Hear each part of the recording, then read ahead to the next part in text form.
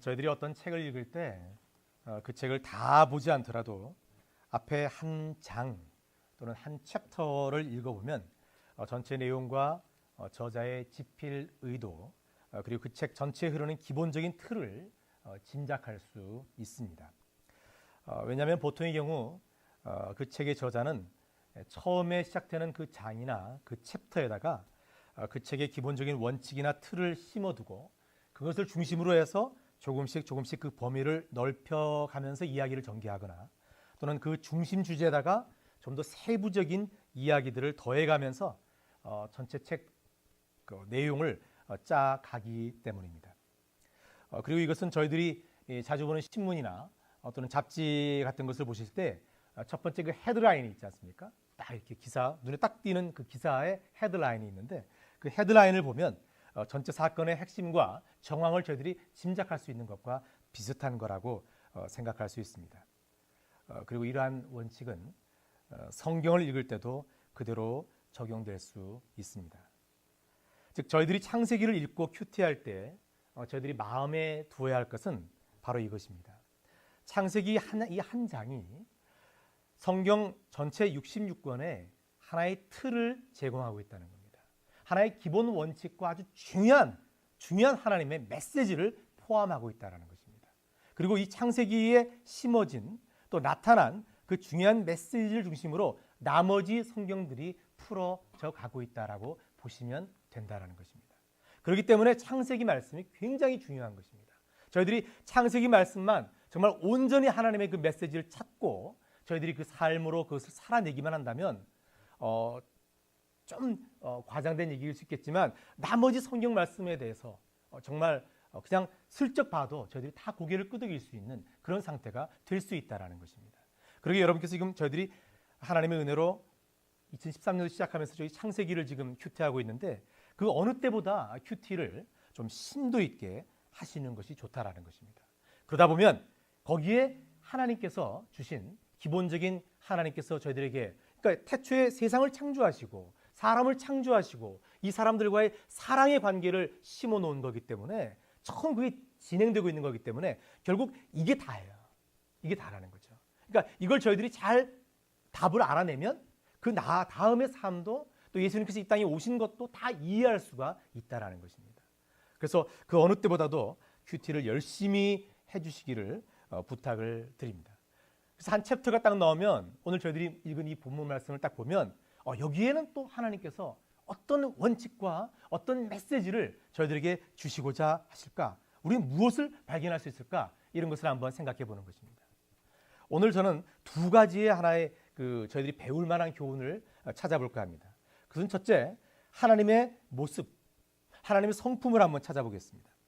저희들은 지난 주일에 저희들이 의지하고 저희들이 믿는 하나님께서 저희들을 정말 사랑하셔서 이 부족하고 정말 철없는 저희들 수준까지 내려오셔서 저희들과 함께 말하시고 저희들을 그 부탁이나 그 어려운 일 같은 것을 다 참작하시고 들어주시고 응답하시는 것을 저희들이 은혜를 나눴습니다.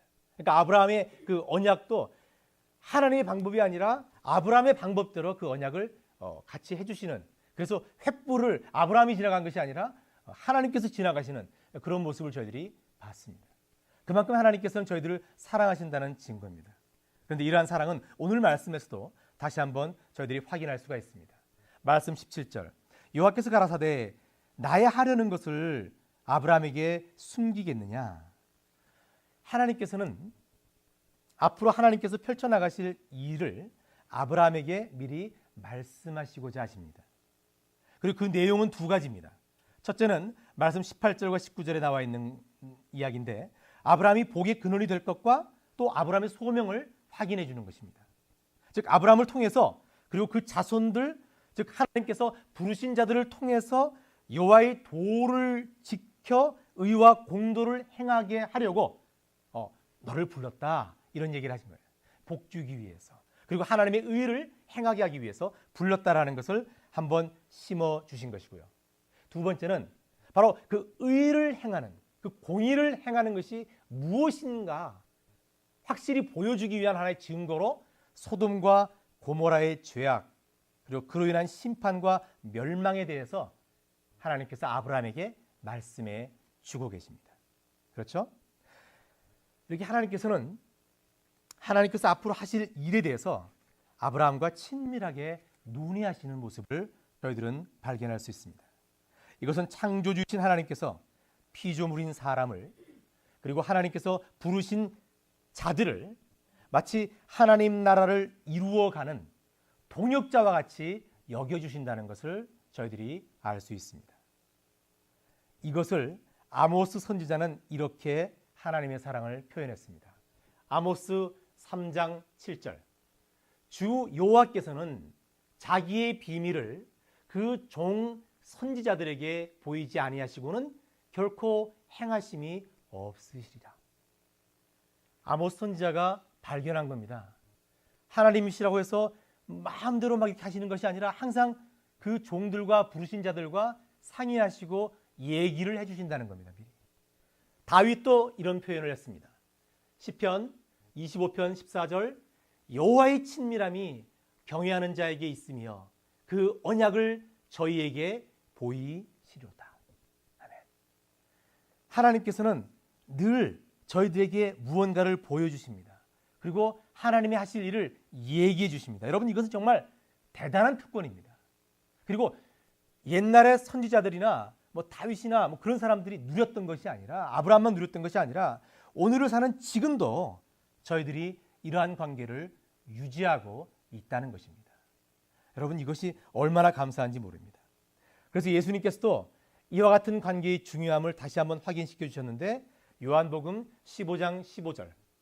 자, 이제부터는 너희를 종이라 하지 아니하리니 종은 주인의 하는 것을 알지 못함이라. 너희를 친구라 하였노니 내가 내 아버지께 들은 것을 다 너희에게 알게 하였음이니라. 아멘. 여기서 너희가 누굽니까, 여러분? 너희가 바로 예수님의 제자들이고 오늘날 바로 저희들입니다. 하나님께서는 항상 저희들에게 지금도 말씀하고 계십니다. 이렇게 할 것이다. 너의 삶을 통해서, 예수사랑교회를 통해서, 이 테미큘라 지역을 통해서 어떻게 할 것이다. 계속해서 말씀하고 계십니다. 저희들은 그 음성을 들어야 됩니다, 여러분. 저희들이 감히 예수님과 하나님과 친구가 된 그런 사이라는 것입니다. 여러분, 친구란 무엇입니까? 친구는 자신의 이야기를, 자신의 계획을, 자신의 삶을 함께 나누는 사이입니다. 오늘 내 앞에서 빵긋빵긋 웃고 있으면서 돌아서서 나를 욕하고 있는 사람은 친구가 아닙니다. 그렇죠, 여러분? 어떻게 그렇게 사람을 친구로 할 수 있겠습니까? 또 누가 명령을 하고 누가 일방적으로 따라가야 되는 이런 관계도 친구 아닙니다. 하나님께서, 예수님께서 감히 저희들이 뭐 잘났다고, 저희들이 뭐 이렇게 드러내고 자랑할 것이 있다고 저희들 같은 사람들한테 친구라고 말씀해 주신 거예요. 동등하게 말씀해 주시는 거예요. 여러분, 예전에 이 관계를 정말 리얼하게 묘사한 영화가 한 편이 있었습니다. 오래전에 좀 저속한 영화이긴 했지만 친구라는 영화가 있었어요. 여러분, 기억나십니까? 장동건이가 나오는 그 영화인데요. 막 경상도 사투리가 아주 난무하고 욕도 많이 나오고 이런 얘기예요. 근데 그 중에서 딱 한 대사가 저는 딱 가슴에 딱 와닿았어요. 친구들 관계를 얘기하는데 친구가 친구에게 이런 얘기를 하는 겁니다. 그게 장동건이 한 얘기예요. 내가 네 시다바리가, 이렇게 얘기를 하는 거예요. 그 시다바리라는 것은 일본 말인데요. 내가 네 종이냐, 이런 얘기입니다. 친구 관계는 그렇지 않죠. 종의 관계가 아닙니다. 친구는 아낌없이 서로를 나누는 관계입니다. 그러니까 친구의 관계를 정확하게 규명한 이 대사예요. 예수님께서 일주일들이 이렇게 말씀하시는 거예요. 내가 너희들이 알아야 할 것을 다 얘기했다. 너희들이 다 안다. 그리고 앞으로도 알게 할 것이다라는 것을 강조하시는 것입니다. 이러한 은혜로 오늘 말씀에서도 하나님께서 아브라함에게 당신의 계획을 말씀하신 것입니다. 여러분, 이것이 저희들이 오늘날 하나님께로부터, 예수님께로부터 받고 있는 은혜입니다. 저희들이 그것을 잘 느끼지를 못하는데요. 그것은 저희들에게 문제가 있기 때문에 그렇습니다. 저는 정말 오늘 이 말씀이 저에게 그대로 적용되는 말씀임을 확실히 믿습니다. 왜입니까? 저같이 부족한 종이 지난 9개월 남짓 이 교회를 섬기면서 정말 저는 여러 번 이 체험을 했습니다. 저같이 부족한 종이 뭐 제 생각, 제 계획도 제대로 갖고 있지 못할 때, 정말 갈 바를 알지 못하고 있을 때, 교회 시작부터 지금까지 아주 작은 일까지도 하나님께서 일일이 간섭하시고 예비하시는 그 손길과 그 도움과 그 목소리를 저는 분명히 들을 수 있었습니다. 저만 그런 것이 아닐 것입니다. 그래서 이제는 더욱더 앞으로 하나님께서 이 교회를 위해서 어떻게 역사하실지가 기대가 되는 것입니다.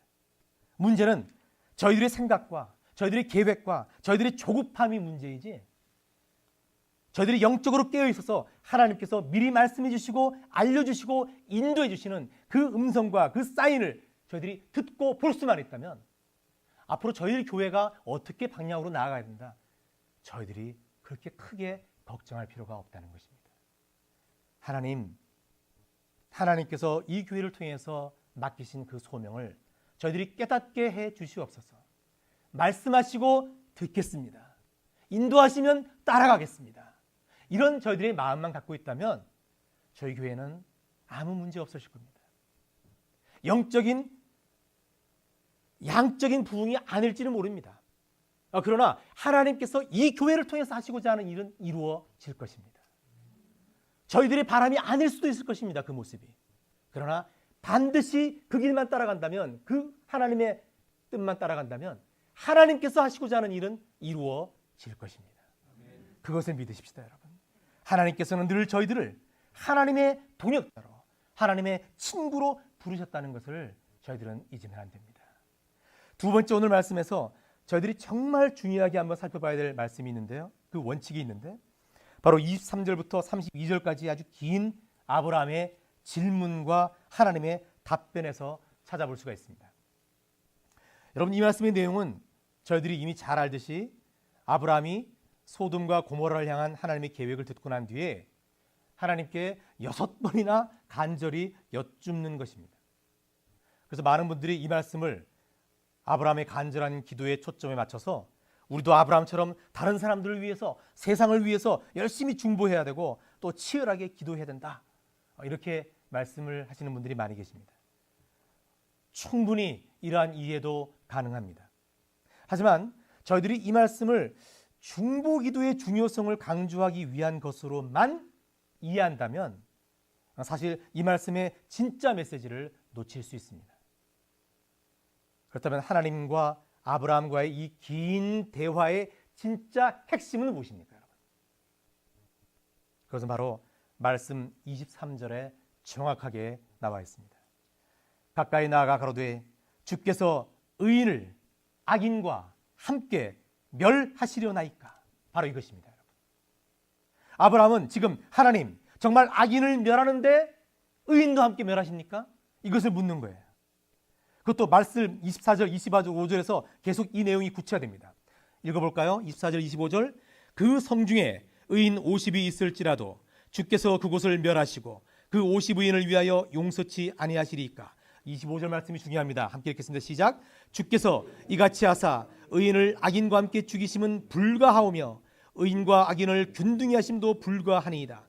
세상을 심판하시는 이가 공의를 행하실 것이 아니니까. 아멘. 하나님의 공의가 등장하지 않습니까, 여러분?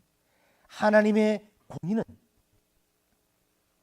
의인과 악인을 균등히 할 수 없다라는 것입니다.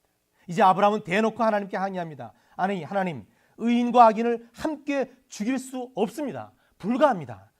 의인과 악인을 똑같이 대우하는 것도 말도 안 됩니다. 하나님, 이거는 아니지 않습니까? 저한테는 의와 공도를 행하라고 말씀하셨는데 하나님께서는 왜 그러십니까? 라고 지금 아브라함이 하나님께 따지고 있는 겁니다. 그렇다면 그 안에 아브라함 그 숫자를 좀 넓게 잡은 거예요. 소돔과 고모라에 50명 정도 의인이 살고 있으면 어떡합니까? 그 사람은 살려야 되지 않겠습니까? 이렇게 얘기를 하는 것입니다. 그래서 아브라함은 이 점을 이해를 못했기 때문에 하나님께 계속 얘기를 합니다. 소돔과 고모라가 아무리 악하지만 그래도 안에 살지 모르는 그 50명을 함께 멸하는 것은 하나님 아닌 것 같습니다 라고 얘기하는 거예요. 그렇다면 여러분, 왜 아브라함은 하나님께 이러한 반론을 제기하고 있는 것일까요? 정말 아브라함이 하나님께 원하고 바라고 있는 것이 자기도 모르는 50명의 의인 때문에 이러는 걸까요? 진짜 지금 이렇게 막 이렇게 의인을 얘기를 하면서 하나님께 간구하고 있는 진짜 이야기는 뭡니까? 누굴 구하고 싶다는 얘기입니까, 지금? 롯을 구하고 싶다는 얘기죠, 롯을. 롯을 구하고 싶다는 얘기입니다.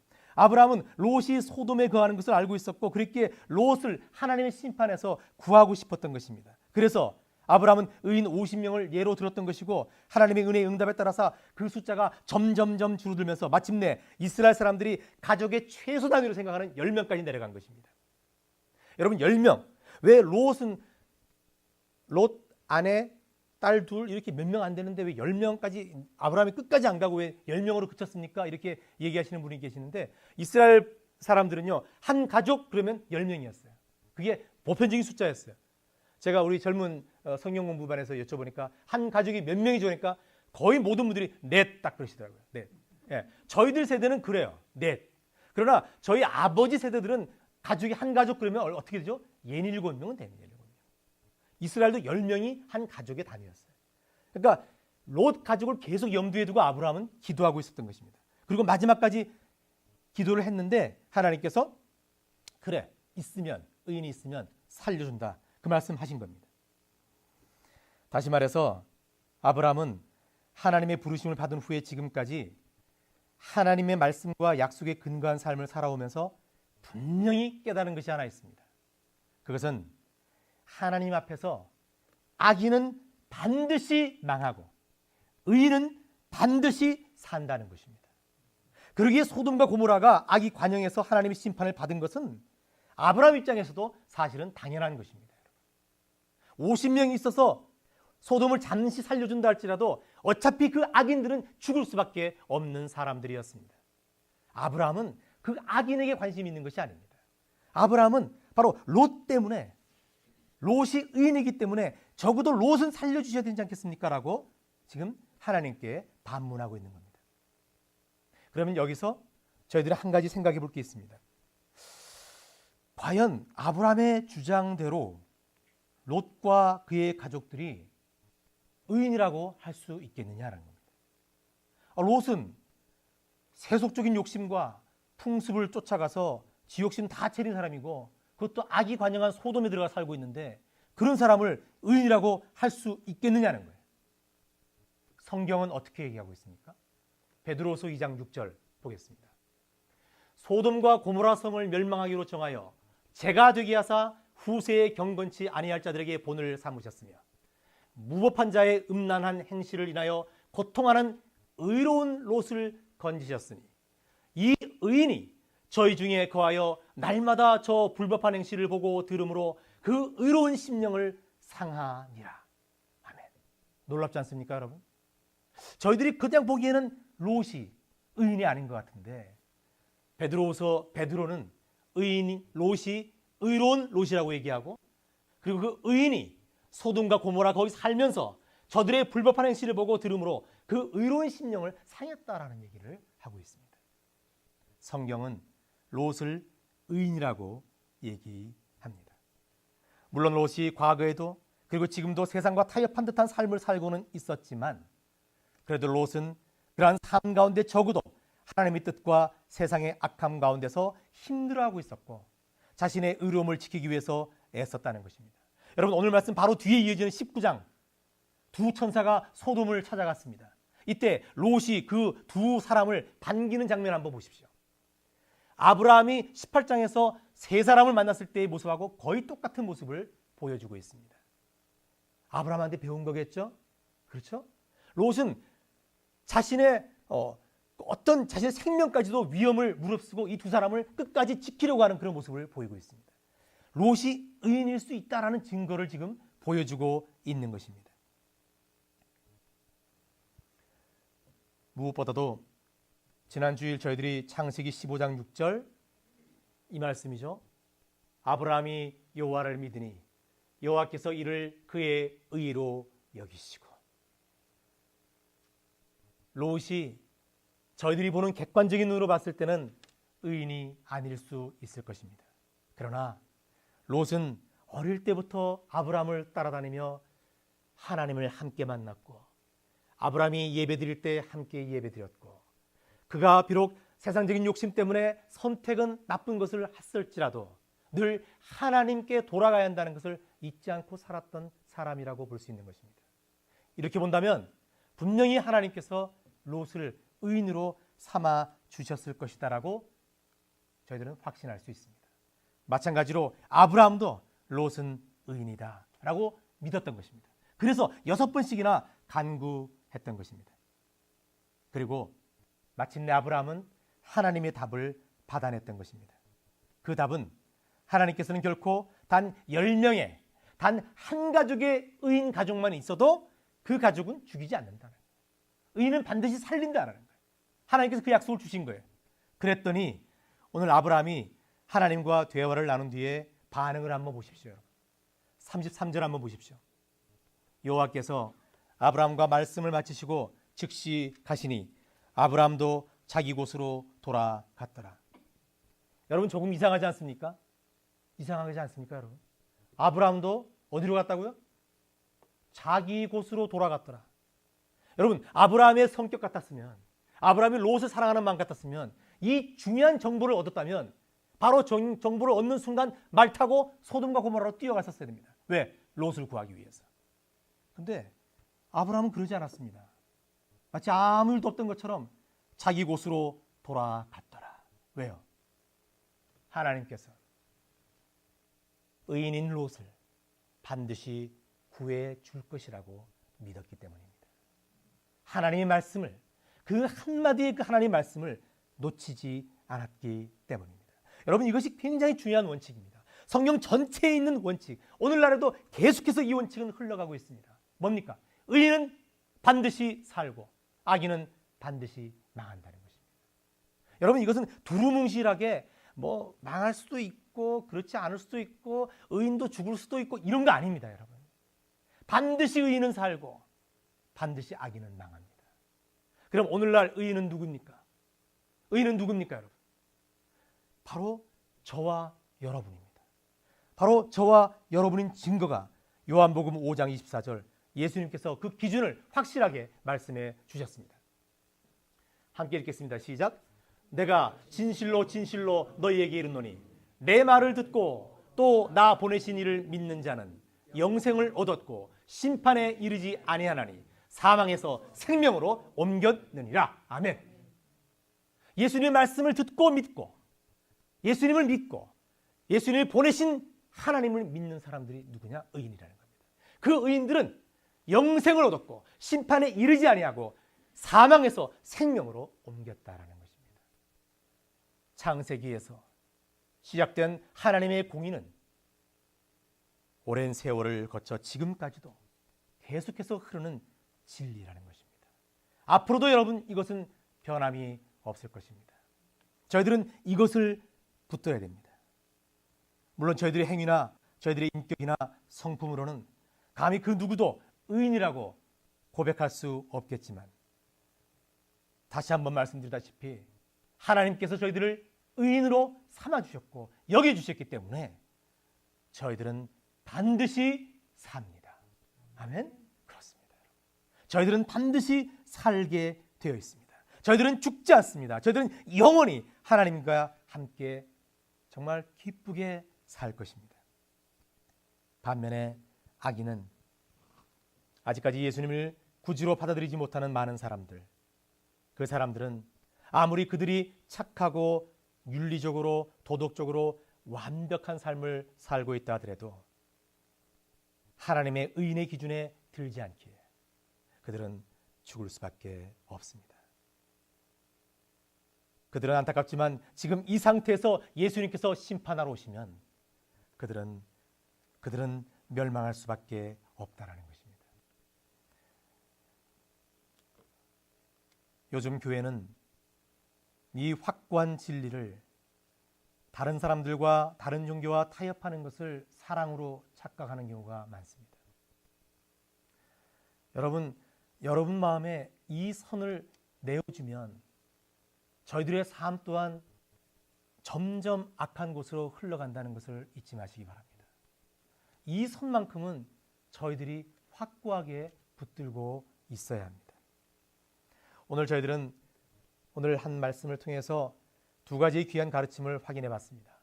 그것은 첫째, 하나님께서는 저희들을 사랑하셔서 저희들을 당신의 섭리하신 역사하심조차도 이야기하시고 미리 얘기하시고 나누시고 또 저희들의 얘기를 들어주시는 진정한 동역자로 삼아 주신다는 것입니다. 그러기에 저희들은 또 예수사랑교회는 앞으로 더욱 깨어서 이러한 음성과 이러한 인도하심에 민감하게 반응해야겠다라는 것입니다. 두 번째는 하나님께서는 반드시 악인은 멸하시고 의인은 살리신다는 것입니다. 그리고 그 의인의 기준은 바로 하나님을, 예수님을 믿는 믿음입니다. 저희들은 하나님의 귀한 약속을 반드시 믿고 혹시라도 지금 저희들이 어려움을 겪고 있거나 또는 힘든 시간을 보내고 있거나 또는 아프거나 또 반대로 세상의 악인들은 너무 잘 나가는 것 같고 세상의 악인들은 너무나 큰 성공을 거두고 있는 것처럼 보인다 하더라도 결코 낙심하지 말고 결코 좌절하지 말고 하나님께서 반드시 저희들을 살리시고 복 주신다는 것을 굳건히 믿고 견뎌 나가야 한다는 것입니다. 여러분, 우리 교회는 이것을 붙드는 교회가 되기를 바랍니다. 물론 저희들의 살아남과 저희들이 바라는 복이 이곳 그리고 지금이 아닐 수도 있을 것입니다. 그러나 궁극적으로 저희들은 이 십자가를 통해서 이곳이 하는 저곳에 놀라운 복을 이미 약속받은 상태라는 것을 하나님께 감사하며 하루하루를 기쁨으로 살아갔으면 합니다. 기도하겠습니다. 하나님, 오늘 아브라함과 하나님과의 그 말씀 나눔을 통해서 저희들에게 참으로 귀한 진리를 깨닫게 하시니 감사합니다. 하나님, 오늘날도 저희들에게 수많은 말씀을 하고 계신데 저희들의 목소리가 너무 커서 하나님의 음성을 듣지 못할 때가 얼마나 많은지 모릅니다. 하나님, 용서해 주시옵소서. 하나님, 저희들이 좀 잠잠히 살아갈 수 있도록 저희들을 붙들어 주시옵소서. 그래야 하나님의 음성을 듣는 귀가 열려질 수 있도록 하나님 도와주시옵소서. 저희들이 영안이 뛰어 정말 터져서 하나님의 그 사인을 볼 수 있도록 하나님 역사하여 주시옵소서. 악인은 반드시 망하고 의인은 반드시 산다는 이 귀한 진리를 저희들에게 약속해 주셨사오니 하나님, 이 세상에서 저희들이 실패하거나 또는 그렇게 잠시 보인다 할지라도 저희들이 정말 체념하거나 낙심하지 아니하고 오직 저 본향을 향하여 굳건히 기쁨으로 살아갈 수 있도록 힘주시고 능력 더해 주시옵소서. 감사드리며 예수님 이름으로 기도드립니다. 아멘.